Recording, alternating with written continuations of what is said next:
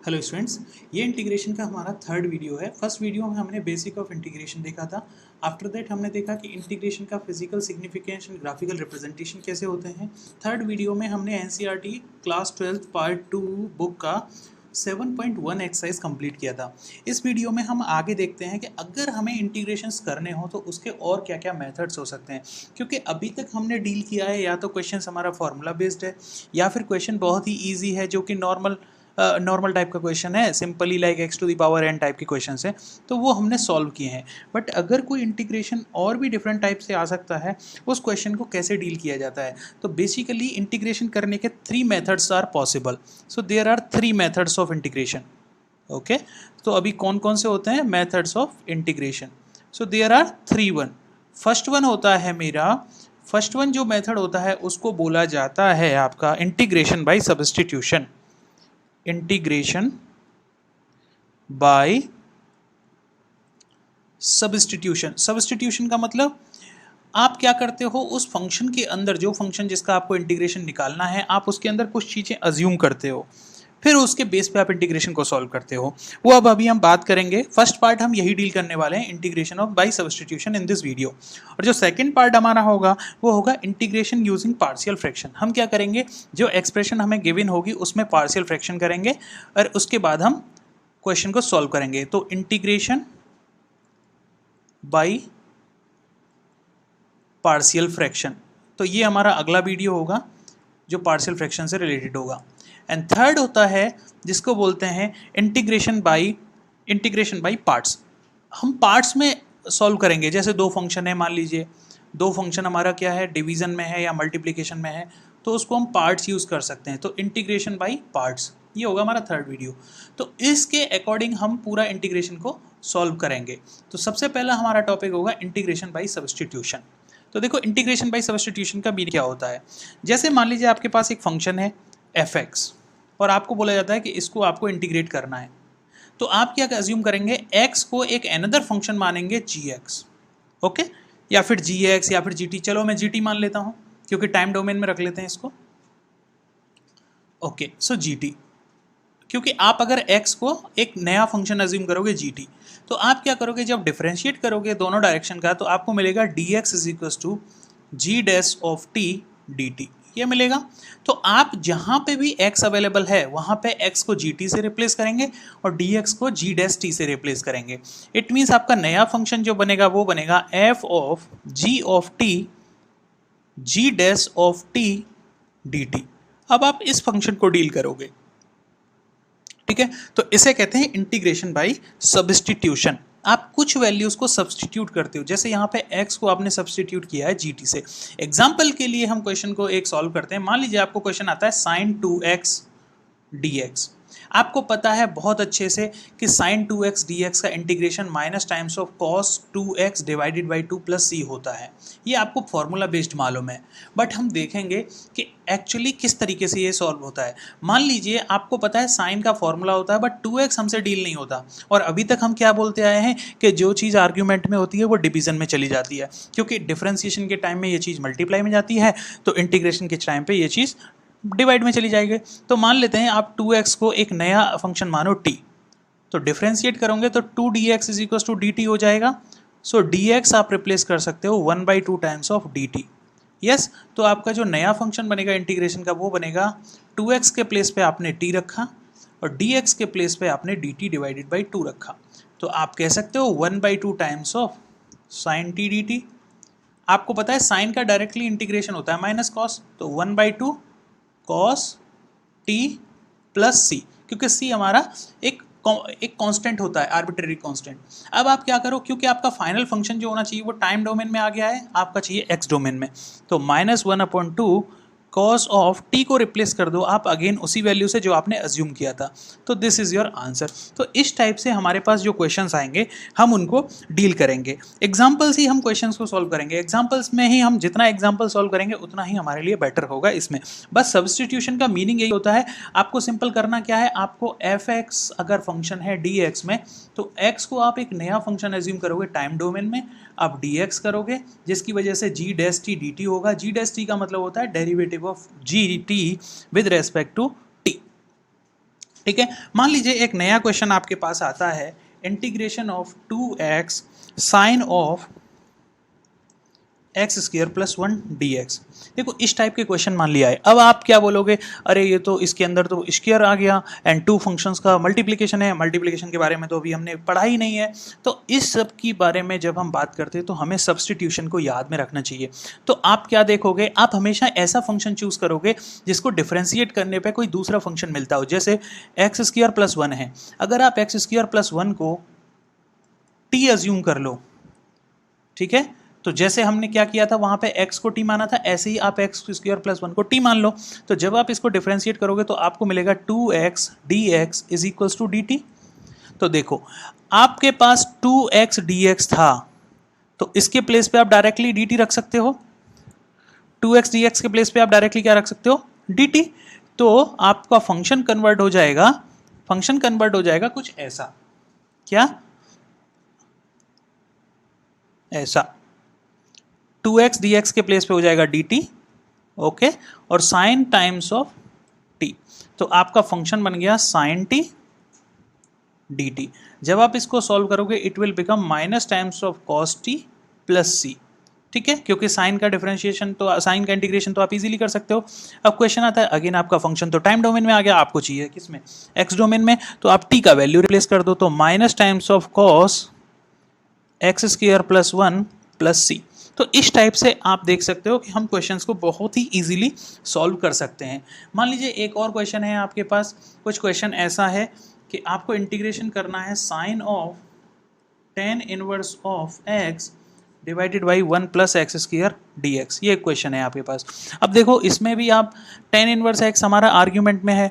अब आप देखो कि कोई एक ऐसी चीज़ अज्यूम करो जिसको डिफरेंशिएट करने से दूसरी वैल्यू हमें मिल सके। एग्जांपल के लिए tan इनवर्स x है, tan इनवर्स x को अगर आप एक अज्यूम कर लो, मान लो t, और जब आप डिफरेंशिएट करोगे बोथ डायरेक्शन का, तो tan इनवर्स का डिफरेंशिएशन 1/1 प्लस एक्स स्क्वायर होता है और x का dx होता है, so it will become dt। तो आप देखो dx 1 divided by 1 plus x square को आप dt रिप्लेस कर सकते हो। तो आपका फाइनल जो फंक्शन बनेगा वो बनेगा sine times of t dt। अब साइन को आप इजीली इंटीग्रेट कर सकते हो, it will become minus times of cos t plus c, और t की वैल्यू आप रिप्लेस कर दीजिए, तो it will become cos times of tan inverse of x plus C. तो इस तरीके से सब्स्टिट्यूशन से रिलेटेड क्वेश्चंस को आप सॉल्व कर सकते हो। मान लो एक और क्वेश्चन मेरे पास है, मैं कहता हूं आपको इंटीग्रेशन करना है 10 to the power 4 square root of x, 10 to the power 4 square root of x sec square root of x divided by square root of x dx। ये आपके पास क्वेश्चन है। तो क्वेश्चन क्या है, 10 to the power 4 square root of x sec square root of x divided by square root of x dx। तो आपको कोई एक ऐसी चीज़ अज्यूम करनी है जिसकी वजह से डिफरेंशिएट करने पे दूसरी वैल्यू हमारी चेंज हो जाए। तो मान लो square root of x is equals to t है, तो आप x को 1/2 लिख सकते हो इज इक्वल्स टू t। ऐसा जब इसको डिफरेंशिएट करोगे तो इट विल बिकम, आपको पता है x to the power n का differentiation n x to the power n-1 होता है, तो it will become x to the power 1/2 -1 dx is equals to dt। और आप कह सकते हो 1 square root of x dx is equals to 2 dt। It means जो आपके पास dx divided by square root of x था उसकी जगह पे आप क्या लिख सकते हो, 2 dt। तो आपका फंक्शन क्या कन्वर्ट हो जाएगा, इंटीग्रेशन ऑफ 2 dt। अब देखो 10 टू द पावर 4 है, यहाँ पे आप क्या लिख सकते हो, 10 to the power 4 of t, और सेक स्क्वायर के प्लेस पे क्या लिख सकते हो, sec square of t। Means square root of x को आपने t से रिप्लेस कर दिया। तो आपका नया फंक्शन जो बना है वो बना है 10 to the power 4 of t sec square t, और 2 था, 2 तो कांस्टेंट है, बाहर रख सकता हूँ dt। अब अगेन आपको प्रॉब्लम है कि 10 to the power 4 sec square है। आप अगेन एक चीज़ अज्यूम कर सकते हो, 10 of t is equals to m। आपको पता है 10 का डिफरेंशिएशन होता है सेक स्क्वायर, तो sec square t dt is equals to dm। It means आप सेक स्क्वायर t dt के प्लेस पे आप dm रिप्लेस कर सकते हो। तो 2 टाइम्स ऑफ 10 की वैल्यू क्या है m, तो m to the power 4 dm, और जब आप इसको सॉल्व करोगे it will become 2 into M to the power 5 divided by 5 plus some arbitrary constant. अब प्रॉब्लम है कि आपका फंक्शन तो आया m में, हमको चाहिए था x में, तो आप पहले m से t पे जाइए। तो m से t पे जाएंगे तो 2 divided by 5 10 to the power 5 of t plus some arbitrary constant c। अब अगेन t में आया, t का फंक्शन क्या था, स्क्वायर रूट ऑफ x, तो 2 divided by 5 10 to the power 5 square root of x plus some arbitrary constant c।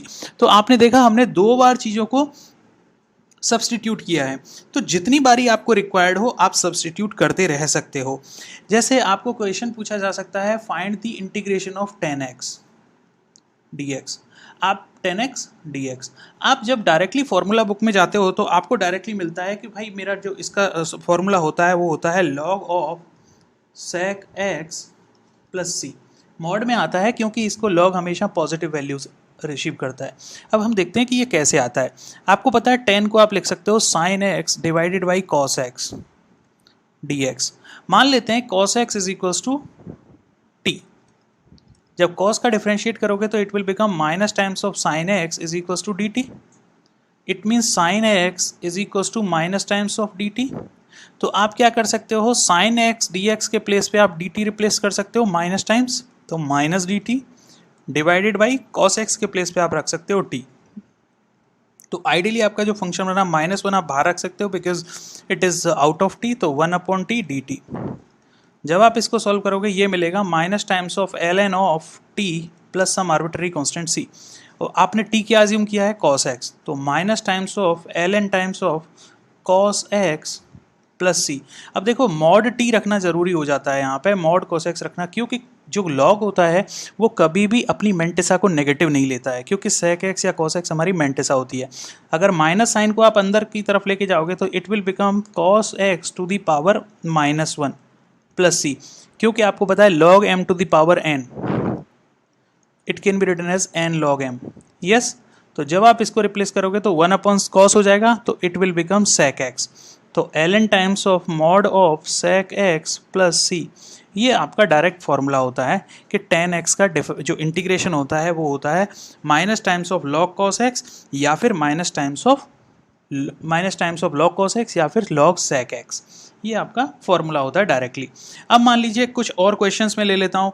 जैसे आपसे पूछ लिया जाता है कि भाई आपको इंटीग्रेशन करना है एक फंक्शन का, और फंक्शन है मेरे पास cot x dx। आप अगेन cot को क्या लिख सकते हो, cos x divided by sin x, जब इंटू dx आप अज्यूम करो sin x is equals to t, तो आप लिख सकते हो cos x dx is equals to dt। जब आप देखोगे cos x dx के प्लेस पे आप dt रख सकते हो, तो आप कर सकते हो dt डिवाइडेड बाई t, और जब आप इसको इंटीग्रेट करोगे तो ये हो जाएगा ln mod of t plus c, और t का वैल्यू रिप्लेस कर दीजिए आप ln mod of sin x plus c। ये आपका होता है कॉट का इंटीग्रेशन।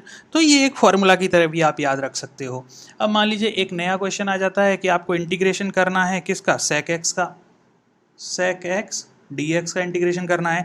जब आपको sec x dx का इंटीग्रेशन करना है तो आप एक चीज़ देखिए, अगर आप एक sec x है, नॉर्मली sec को आप लिख सकते हो 1 अपॉन cos, ठीक है, dx।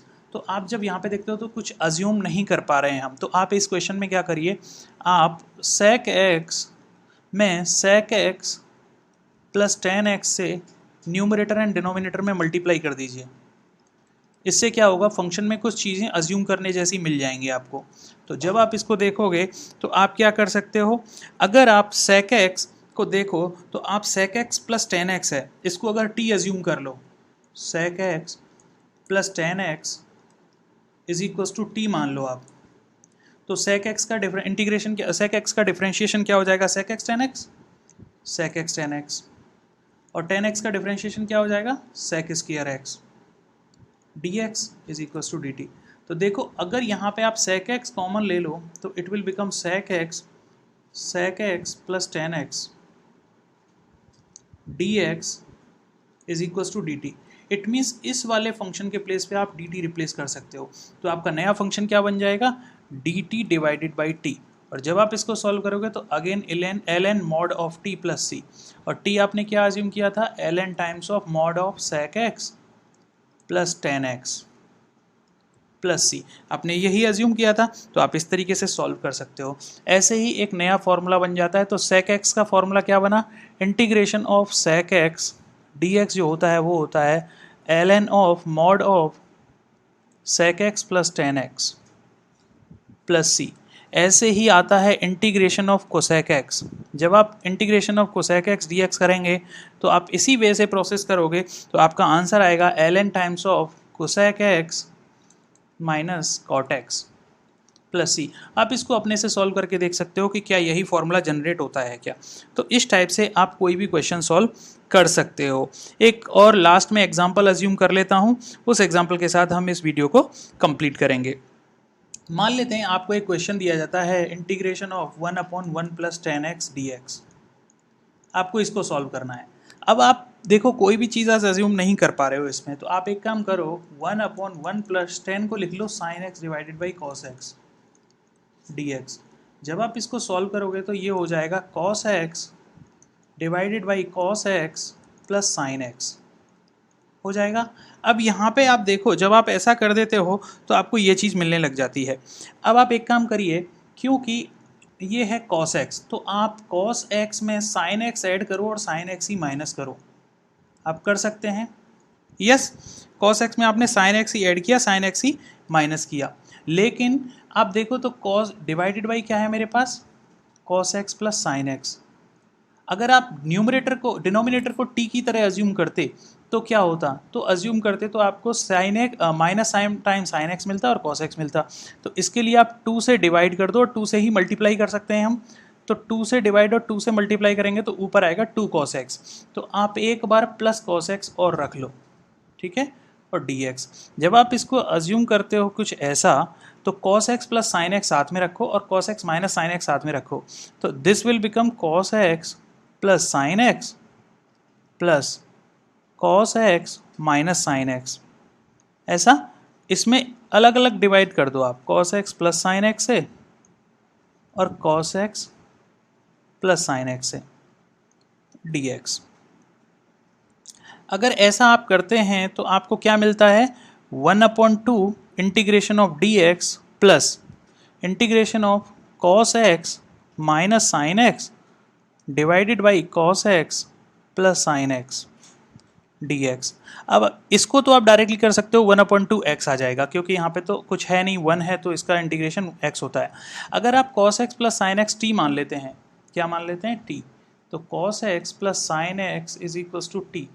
तो आपको मिलेगा cos का डिफ्रेंशिएशन होता है माइनस sin x और sin का डिफ्रेंशिएशन होता है cos x, dx will become dt। Yes, it means आपके जो न्यूमरेटर यहाँ पे है उसके प्लेस पे आप dt रख सकते हो। तो इंटीग्रेशन ऑफ 1/t dt, जब आप इसको इंटीग्रेट करोगे तो 1/2 x plus times of ln of mod t plus c, और t की वैल्यू आप रिप्लेस कर सकते हो। तो आपका फाइनल आंसर आ जाएगा 1/2 x ln times of cos x plus sin x plus some arbitrary constant c। तो इस तरीके से आप इंटीग्रेशन बाय सब्स्टिट्यूशंस को बहुत इजीली फॉलो कर सकते हो। तो इसके बाद हम जो एक्सरसाइज होगा इसका 7.2 हमारे एनसीईआरटी का, उसको सॉल्व करके दिखा देंगे। आफ्टर दैट हम पार्शियल फ्रैक्शंस को भी देखेंगे एंड हम देखेंगे इंटीग्रेशन बाय पार्ट्स।